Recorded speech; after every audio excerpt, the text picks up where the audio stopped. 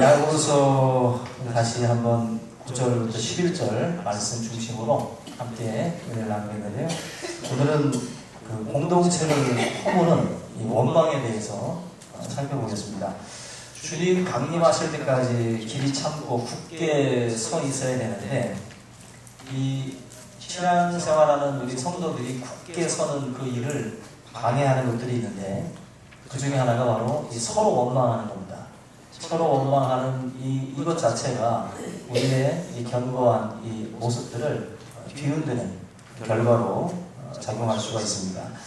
이 고난과 훈련의 이 시간들을 잘 극복하지 못하는 사람들이 있습니다. 믿음에 굳게 서지 못한 그런 사람들이 보여주는 심각한 문제 중에 하나가 바로 이 원망인데, 이 원망은 그야말로 문제의 책임을 자기가 이렇게 지려고 하지 않고 다른 사람들에게 남의 탓으로 돌리는 것입니다. 내가 선택한 결과인데, 내가 선택한 결과로 찾아온 것인데, 이 고난의 문제에 대해서 자꾸만 다른 사람 탓을 한다는 것입니다.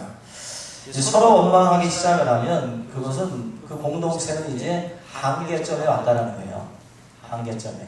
그래서 공동체 안에서 원망이 터져나오기 시작을 하면 그거는 거의 좌초의 위기에 있다고 볼 수 있습니다. 그러나 잘 나가는 교회는 서로 책임을 져요. 서로 책임을 지고 서로가 모든 것을 짊어지고 가려고 하는 그런 모습들을 보인다는 것입니다. 얼마 전에 끝났던 그 2014년 그 브라질 월드컵이 있어요. 그 월드컵 중에 실렸던 기사 중에 카메룬 축구 국가대표팀에 관련된 그 내용이 있었는데, 이 선수들이 브라질로 오기 전까지 정부와 아주 그냥 평평한 그 줄다리기를 했는데, 아마도 이 어떤 그 포상금 문제, 월드컵 개막전 직전까지 포상금 문제가 이게 해결이 안 돼가지고 정부하고 계속 줄다리기를 했어요. 간에 만에하면서. 그러다가 당일 그 월드컵 그 직전에 이게 그야말로 타협이 돼가지고 결국 브라질에 도착을 하게 됐는데, 우리가 잘 알듯이 경기를 하기 위해서는 뭐 한 달 전이든 일주일 전이든 미리 가서 현지 적응도 해야 되고 시차 적응도 해야 되고 여러 가지 준비할 게 많거든요. 근데 그 문제 때문에 모든 것들을 다 뒤로하고 싸우다가 당일날 도착을 한 거예요. 거의. 그리고 뭐 형편없죠. 컨디션도 그렇고 모든 게 제대로 준비가 안 된 상황에서 경기에 이제 임하게 됐다는 것입니다. 여러분 잘 알듯이 경기 중에 카메룬 선수들이 했던 모습들이 있어요. 달려가던 앞 선수를 이 팔꿈치로다가 그냥 뒤에서 그냥 찢는 일이 있었습니다. 우리가 경기를 보다가 또 너무 황당했는데, 더 황당한 건 뭐냐면은 이 크로아티아 팀하고 경기를 하는 중에 공격을 하던 선수가 한마디로 너무 개인 플레이를 하다가 골을 넣지 못했어요. 그러니까 같은 팀이었던 동료가 화를 냈습니다. 뭐라고 한마디를 했어요. 그 말을 들은 이 선수가 또 발칵 또 화가 나가지고 서로 또 소리를 지르고 싸우다가 처음에 소리 질렀던 친구가 머리로다가 그 친구를 들이받았습니다. 경기 중에. 그러니까 들이받고 나니까 또 가만히 있지 못하잖아요. 그래서 두 선수가 경기 중에 같이 자기들끼리 싸우는 거예요. 그 경기가 어떻게 됐을까요? 졌지. 카메룬은 탈락했어요. 사실 뭐 나름대로 잘하는 선수들임에도 불구하고 서로가 못마땅한 거예요. 이 책임을 너가 져야 돼. 너다 하면서 서로 막 원망하기 시작하니까 경기 직전까지 정부랑 싸우고 자기 팀들끼리 싸우고 이러니 이 팀이 제대로 흘러가게 되는 거죠. 제가 그 경기를 보면서 카메룬 자국민들이 그 경기를 보면서 어떤 생각을 했을까? 자기 나라 대표팀 선수들이 경기 중에 자기들끼리 싸우는 걸 보고 이거 채널을 이걸 계속 봤을까 싶어요. 왜? 이건 보나마나 지는 경기거든요. 자기 팀들끼리 싸우다라는 것은 보나마나 지는 경기거든요. 축구 경기에서 제일 아름다운 모습이 뭔지 아세요? 길게 패스를 해줬는데 너무 길어가지고 아웃돼요. 아웃됐을 때 그 볼을 받으려는 선수가 엄지를 치켜들면서 그래서 잘했다고 박수를 쳐줄 때가 있어요. 잘했다고. 격려하는 거죠. 괜찮다고. 그게 축구에서 보면은 제일 아름다운 모습이에요. 분명히 그 선수가 실수를 했는데도 원망하지 않습니다. 엄지 치켜들고 그래도 잘했다. 내가 다리가 느렸다는 거지. 그런 식으로다가 그 서로 원망하지 않고 자기 책임이다라고 이렇게 서로 격려를 해줄 때 그때의 모습이 가장 아름답거든요. 우리가 이 공동체라는 것은요 바로 그거예요. 우리 충신교회라고 하는 이 공동체가 정말 잘 굴러가기 위해서는 서로 원망하는 일이 있어서는 안 됩니다. 오늘 하루 우리가 주일 모여서 기간별로 다들 만나서 모임을 가질 때에도 그 모임 속에서 우리가 서로를 원망하는 시간을 가져서는 안 됩니다. 반드시 우리 스스로가 각자의 책임을 지고 또 서로를 격려하고 위로하고 덮어주는 그러한 그 공동체가 될 때 그 공동체가 더 온전한 그런 모습으로 든든히 세워져 갈 줄로 믿습니다. 90년대 초에 요즘에는 좀 덜한데 김수환 추경이 그 자가용 뒷면에다가 내 탓이오라는 그 스티커를 붙이고 다니면서 전국적으로 내 탓이오라고 하는 그 운동이 벌어졌어요. 그래서 한마디로 이제 모든 책임이 뭐 어디에 있다 자꾸 우리가 그런 것들을 희생양을 찾으려고 막 그렇게 하지 말고 내 탓이다, 내 탓이 크다라고 서로가 그렇게 어떤 그런 움직임들이 있었죠. 우리나라 지금 뭐 사회 전반적으로 평범하게 뭐냐면은 원망이에요, 원망. 서로 지금은 막 야당은 여당을 뭐 정부는 뭐 또 국회를 그죠? 국회는 대통령을 뭐 이번에 뭐 세월호 이 사건도 그렇고 서로 그냥 원망만 합니다. 지금 서로 원망만. 분명한 사실은 우리 스스로의 어떤 그 책임들이 다 있죠. 근데 우리는 항상 어떤 그 희생양이 될 만한 그런 것들을 자꾸 찾아다니는데 교회 공동체 안에서도 그런 식으로다가 자꾸 원망할 대상을 자꾸 이렇게 찾기 시작을 하면 그 공동체는 분명히 무너지고 만다. 이것은 그 에덴 동산에서부터 시작이 돼요. 아담과 하와가 범죄하고 난 이후에 그 책임이 누구에게 있습니까? 그 책임은 사실 다 각자에게 있는 거예요. 아담이 먼저 죄를 졌지만 직접적으로 말씀을 들은 사람은 그 아담이고 처음으로 범죄한 건 하와지만 말씀을 처음에 들었던 사람은 아담이거든요. 그러면 결국 이 여인이 나에게 먹으라고 해서 내가 먹었다 이렇게 하와에 대해서 이렇게 정죄하고 원망하기보다는 말씀을 직접적으로 들었던 아담 입장에서는 어떠한 핑계도 대서는 안 되는 거거든요. 하와는 한 달이 건너서 들은 거고 아담은 직접 들은 거거든요. 그러면 아무리 하와가 떼어서 먹었다 할지라도 근본적으로는 1차적으로 자기가 먼저 책임이 있는 것입니다. 책임.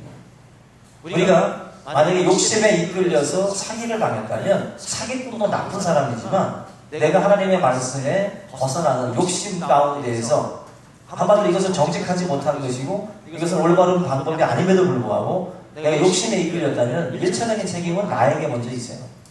그것을 우리 스스로가 알고 원망하는 어떤 그 대상들 결국 아담은 하와를 원망하고 그죠? 하와는 누구를 원망해요? 뱀을 원망하잖아요. 뱀을. 결국 전부 다 책임이 없다는 거예요. 자기는. 다 책임이 없다는 거예요. 아담도 책임이 없고 하와도 뱀도 다 책임이 없는 거예요. 자기들은. 말한다고 먹냐고 또 뱀은 또 그렇게 말하겠죠. 그 말한 걸 또 도대로 듣고 또 먹은 것도 또 문제 아니냐고 또. 다 개들기 시작을 하면 뱀도 피해갈 구멍이 있는 거예요. 여러분들의 삶에 결국 우리 믿음의 어떤 그 길에서 믿음이 약해지면 나오는 게 원망이에요. 하나님에 대한 기대와 소망이 무너지기 시작을 하면 나오는 게 원망이에요. 그래서 믿음에 관된 말은 원망이라고도 볼 수 있어요. 그래서 우리의 입술에 자꾸 서로를 원망하는 모습들이 나오는 분이 있다면 그 사람은 반드시 믿음이 없는 사람입니다. 믿음이 없는 거예요. 하나님을 향한 믿음이 동반되지 아니하면 자꾸 우리는 이런 시기로 자꾸 사람들, 원망할 대상들을 찾게 돼 있다는 것입니다. 말세를 살아가는 우리 성도님들에게 찾아오는 여러 가지 시련이나 그런 어려운 순간들이 있을 때에도 원망하기보다는 그 공동체를 살리는 길은 여러분들이 책임을 지고 죽으려고 할 때 거기에서 그나마 생명의 씨앗이 거기서 이제 나오는 겁니다. 그래서 위기의 때가 교회에 찾아올 수가 있어요. 어떤 일들이 좀 꼬일 수가 있어요. 그럴 때에 원망의 대상을 찾지 말고 우리 스스로가 서로가 먼저 죽으면 거기에서 놀라운 역사들이 다시 시작될 줄로 믿습니다. 우리가 지난 그 아침에도 욥에 대한 이야기를 했던 것처럼 본문의 말씀도 욥하고 지금 연결을 시키잖아요. 11절 보면은 욥의 인내에 대해서 말씀을 합니다. 욥처럼 완벽하게 원망할 수밖에 없는 그런 배경이 있는 사람이 없어요. 욥은 정말 원망해도 누가 뭐라고 하지 않을 만큼 너무 힘든 시간들을 지금 보내고 있거든요. 그럼에도 불구하고 우리가 보고 있는 것처럼 원망하지 않고 입술로 범죄하지 않았습니다. 입술로. 우리 성도님들도 이 원망이라고 하는 이 부분 최대한 자제하셔야 돼요. 자제하고 하나님에 대해서 그냥 잠잠히 기다리시기 바랍니다. 잠잠히. 제가 그 자주사진을 지금 준비를 못했는데 솔맨이라고 하는 그 화가가 있는데 이 사람이 그린 그 머리 대신 그리스도라고 하는 그 그림이 있어요. 아마 믿는 자들 가정에서 예수님 초상화가 있으면 아마 이 솔맨이 그린 그 초상화일 가능성이 있어요. 약간 옆모습으로 해서 서 계신 그 예수님 상이 있습니다. 약간 딱 보면은 기독교 집 같이 느껴지는 그런 그 성화. 이발소 가면 딱 돼지 새끼들 막 젖 먹는 그 그림들 있죠. 그것은 기독교 집 딱 가면 예수님 상 이렇게 옆에서 쫙 보시는 그 예수님 상, 솔맨의 그 머리 대신 그리스도 이 그림이 나온 배경이 있어요. 이 솔맨이 원래 그 병이 있었는데 이 임파선, 뭐 결핵암 이런 병을 이제 선고를 받게 돼서 생명이 3개월 시한부였어요. 병원에서 3개월밖에 살 수 없다. 이 말을 듣고 솔맨이 굉장히 절망을 합니다. 그런데 곁에 있던 아내가 솔맨에게 하나님께서 당신에게 3개월밖에 시간을 안 줬다고 보지 말고 3개월의 시간을 당신에게 허락했다고 생각을 해라. 그래서 3개월 동안 우리에게 허락하신 이 3개월의 시간, 한마디로 갑작스럽게 데려가지 않고 그래서 3개월을 우리에게 허락해 주셨다고 생각을 하고 이 시간을 우리가 소중하게 생각을 하자. 그래서 기뻐하고 감사하면서 3개월을 지내자고 했어요. 아내의 이 말을 듣고 솔맨이 결국 정신을 차리게 됩니다. 정신을 차리고 하나님께 감사하면서 그때 그린 그림이 머리 대신 그리스도라고 하는 그 초상화입니다. 예수님의 형상인데 한마디로 3개월 동안 솔맨이 원망의 어떤 시간으로 3개월을 살다가 갈 수도 있었는데 그분은 3개월 동안 생각을 바꿨어요. 하나님이 내게 주신 소중한 시간이다. 허락하신 시간이라고 생각을 하고 바꾸기 시작을 했어요. 바꾸면서 놀라운 기적이 일어나는데 솔맨의 그 병이 치료가 됐어요. 아마 이 전 세계의 그 그림을 또 성도들의 가정에다 주시려고 하나님이 살려주셨는지 몰라도 그 사람의 어떤 그 생각이 원망에서 감사와 하나님의 그 허락으로 자기에게 주어진 시간이다라고 이렇게 바라보는 그 생각이 결국 그의 삶을 치유의 역사로다가 이끌었고 또 지금 수많은 사람들의 가정에 또 이런 그 선화의 그림으로 또 걸려 있습니다. 여러분들의 삶에 분명한 한 가지 사실은 원망할 수 있는 상황이에요. 그런데 신앙이라는 것은 사실 그 자리에서 빛을 발해야 돼요. 신앙이 언제 우리가 빛을 발할 수가 있겠어요? 그 어둠을 지나갈 때 내 안에 있는 빛 대신 예수 그리스도가 그때 빛나야 돼요. 그때 여러분들이 빛을 발해하지 아니하면 나와 믿지 않는 자가 도대체 어디서 우리가 구분을 할 수 있냐는 거죠. 어둠에 있을 때 참빛 대신 예수 그리스도를 모신 사람들은 거기에서 빛을 발하게 될 줄로 믿습니다. 원망하지 말고요. 믿음 안에서 참고 인내하면서 감사할 수 있기를 주의 이름으로 부탁을 드립니다. 유대교의 그 경전에는 협박하게 감사합니다라는 말을 버릇들이기 전까지는 아무 말도 하지 말아라, 그런 말씀이 있어요. 우리 혓바닥에 감사합니다라는 말이 길들여져 있는데요. 원망이 많은 사람들은 감사가 없는 사람이에요. 감사가. 그래서 어디를 가도 먼저 이렇게 막 이렇게 투정하듯이 뭔가 이렇게 원망하는 그 말투보다는 감사의 말들. 오늘 우리 교회 오셨을 때 감사할 부분이 있었습니까? 누가 한 번만 얘기해 주실래요? 오늘 교회 왔는데 참 이 부분이 감사했다. 있으세요? 주차 공간도 없어 죽겠네. 그냥 짜증나가지고 막 담벼락 발로 걷어차고 막 나가고 막 그러지 않습니까? 감사할 거리를 찾으세요. 감사할 거리를. 그래서 우리 교회 집사님들 어쩌면 이렇게 음식 솜씨가 좋냐, 딜도 별로 안 쓰는 것 같은데, 그죠? 같은 양념 안 쓴 것 같은데 맛있네 하고서 그렇게 감사할 거리들을 찾아야죠. 그러면 정말 거기에 교회에 힘이 있어요. 거기에 교회에 빛이 난다고. 그래서 누가 와도 원망하는 교회는 들어가 보면 분위기가 느껴져요. 성도들이 서로서로 원망하는 교회는 분위기가 온다. 집을 방문해 봐도 이 집의 분위기라는 게 있어요. 집에. 여러분들 교회도 서로서로 원망하는 분위기가 이 교회 안에 팽팽하면 안 됩니다. 서로가 감사하고 서로가 용서하고 서로가 이렇게 책임을 지는 그런 교회 공동체가 될 수 있기를 주의 이름으로 부탁을 드립니다. 그리고 이솝이 그리스의 노예였다라는 말이 있죠. 이솝을 썼던 그 이솝이 그리스의 노예였다라는 말이 있는데 그분의 그 이야기 중에 그런 게 있어요. 이솝의 그 주인이 목욕탕에 가서 사람들이 많은지 알아보라고 이제 이솝에게 심부름을 시켰는데 이솝이 갔다 오더니 목욕탕에 사람이 한 사람밖에 없다라고 말을 했어요. 그래서 주인이 목욕 준비를 딱 하고 목욕탕을 갔는데 사람이 가득한 거예요. 그래서 목욕탕에서 목욕을 한 다음에 짜증이 나가지고 집에 와서 이솝에게 야 임마 한 사람밖에 없다며 저렇게 많은데 네 눈에는 저기 한 사람밖에 안 보이냐고 이솝에게 호되게 질책을 합니다. 그때 이솝이 하는 말이 있어요. 내가 목욕탕에 들어가는데 입구에 돌이 있어가지고 거기에 걸려서 넘어졌다는 거죠. 근데 가만히 지켜보니까 수많은 사람들이 그 돌부리에 계속 넘어지는데 승질만 부리고 그냥 다 들어가더라는 거예요. 근데 한 사람이 돌부리에 넘어지고 나더니 팔을 걷어붙이더니 그 돌을 파내더래요. 그 돌을 파내고 그리고 나서 목욕탕에 들어가더랍니다. 그래서 자기가 볼 때는 그 목욕탕에는 사람 나오는 사람은 한 놈밖에 없었다고 얘기를 했다는 거예요. 우리 교회도 지금 예배를 드리는데 사람이 지금 한 명일 수도 있어요.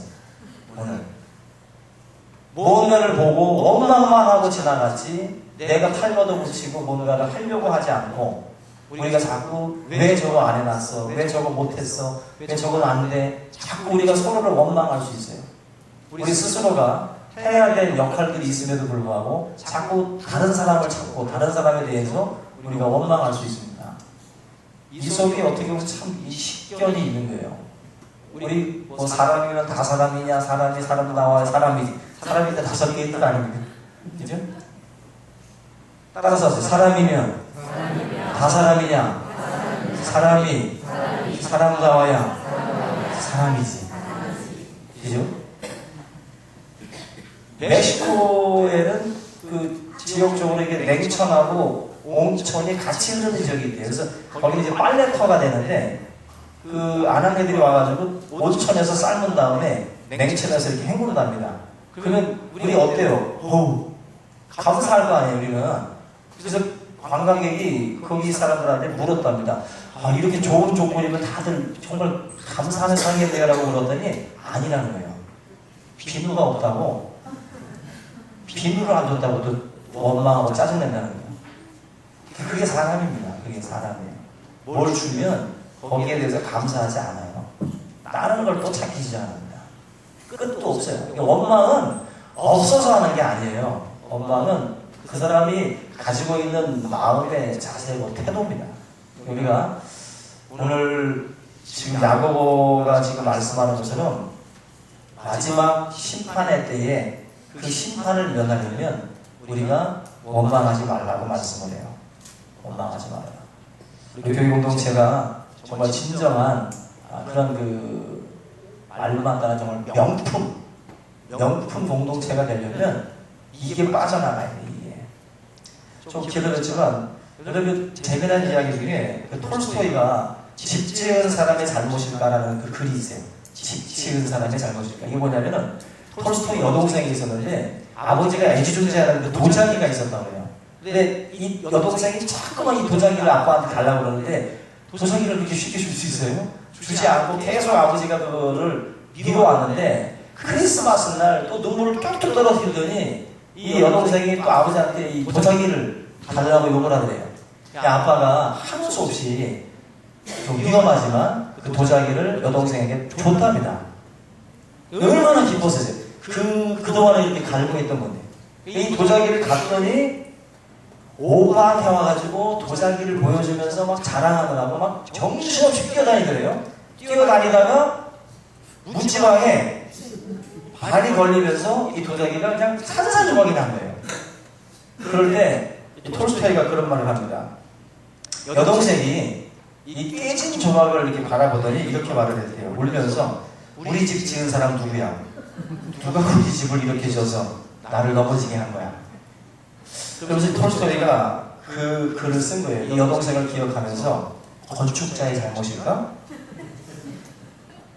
집 지은 자의 잘못일까? 우리가 그 짓 하고 있다는 거예요.